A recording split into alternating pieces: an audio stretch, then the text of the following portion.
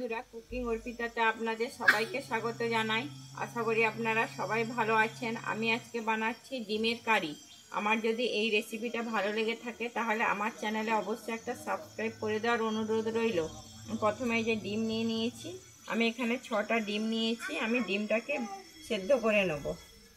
জল দিয়ে দিয়েছি, আমার জলটা উষ্ণ গরম হয়ে গেছে। আমি এর মধ্যে দিয়ে দিচ্ছি লবণ। আমি হাফ চামচ লবণ দিয়ে দিচ্ছি, দিয়ে আমি এবার ডিমগুলোকে সেদ্ধ করে নেব।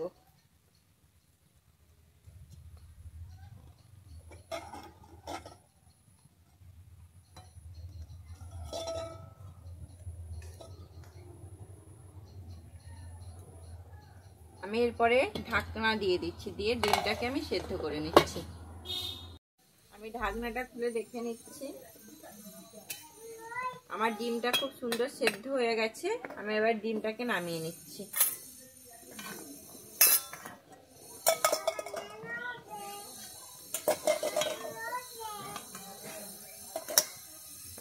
আমি এই ডিমের মধ্যে এবারে ঠান্ডা জল দিয়ে ডিমটাকে ঠান্ডা করে নিচ্ছি। ডিমগুলো ছাড়ানো হয়ে গেছে, দেখুন আমি কি সুন্দর ডিমগুলো ছাড়ানো হয়েছে। এবারে আমি একটা কাঁটা চামচ নিয়েছি, আমি ডিমটাকে এইভাবে একটু একটু করে ফুটো করে দিচ্ছি, যাতে ডিমের মধ্যে মশলা ভালোভাবে ঢোকে।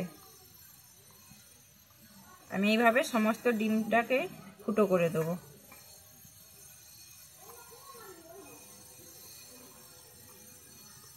আমি ডিমের মধ্যে দিয়ে দিচ্ছি লবণ, তারপরে দিয়ে দিচ্ছি একটু হলুদ গুঁড়ো, আর দিয়ে দিচ্ছি একটু গুঁড়ো লঙ্কা, দিয়ে আমি ডিমটাকে ভালোভাবে মাখিয়ে নিচ্ছি। তেল দিয়ে দিয়েছি, আমি সরষের তেল এখানে ব্যবহার করেছি। আমার তেলটা গরম হয়ে গেছে, আমি ডিমগুলোকে ভেজে নিচ্ছি।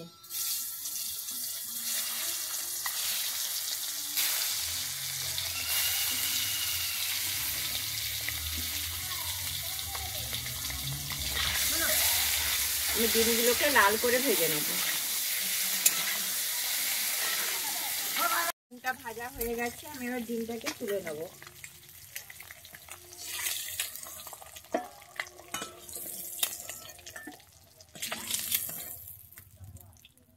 তেলে আর একটু তেল দিয়ে দিয়েছি, আমি এর মধ্যে দিয়ে দিচ্ছি 2টো শুকনো লঙ্কা, আর দিচ্ছি 2টো তেজপাতা, আর দিচ্ছি একটুখানি জিরে, গোটা জিরে দিয়ে দিচ্ছি।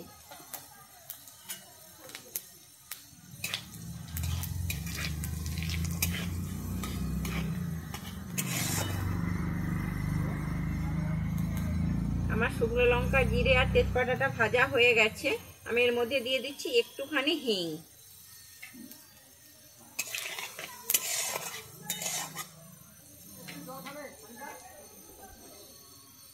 এরপরে আমি দিয়ে দিচ্ছি পেঁয়াজ। আমি এখানে 2টো পেঁয়াজ কুচিয়ে নিয়েছিলাম, পেঁয়াজ দিয়ে দিচ্ছি।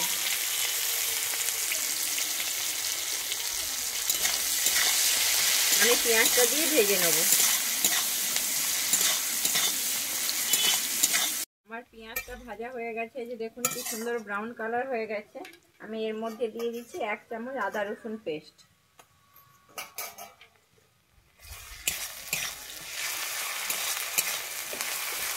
দিয়ে আমি আবার একটু ভালোভাবে ভেজে নেব আদা রসুনটাকে।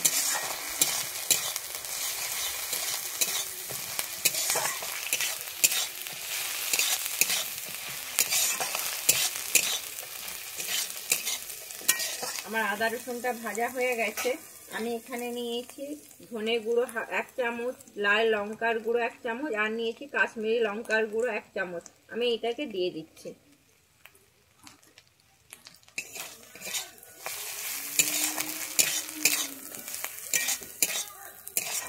দিয়ে আমি আবারও ভালোভাবে ভেজে নিচ্ছি। আমার মশলাটা ভাজা হয়ে গেছে।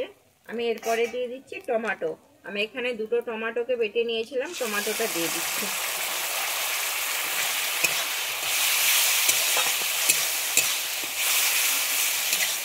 আমি টমেটোটা ভালোভাবে কষিয়ে নেব।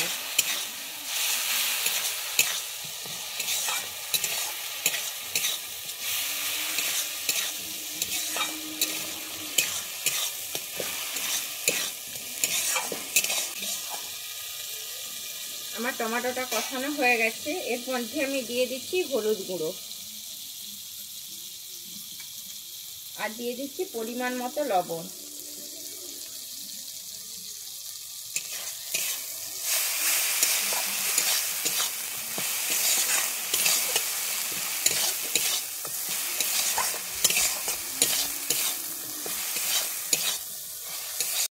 আমার মশলাটা খুব সুন্দর কষানো হয়ে গেছে।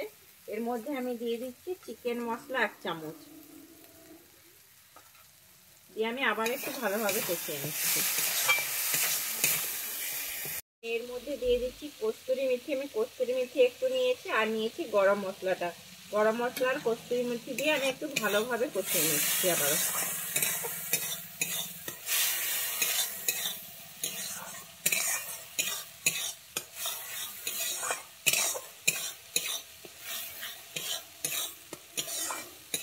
এর মধ্যে আমি একটু জল দিয়ে দিচ্ছি।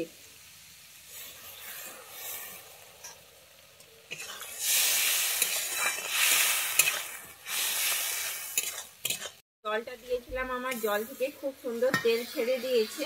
আমি এর মধ্যে দিয়ে দিচ্ছি ধনেপাতা। আমি ধনেপাতাটা কুচিয়ে নিয়েছিলাম, দিয়ে দিচ্ছি ধনেপাতাটা।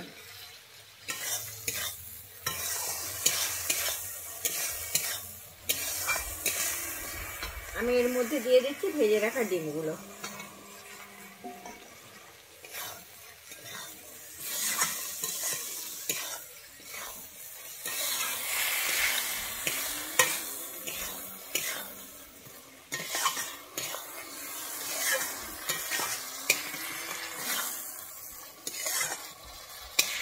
আমি এরপরে দিয়ে দিচ্ছি জল।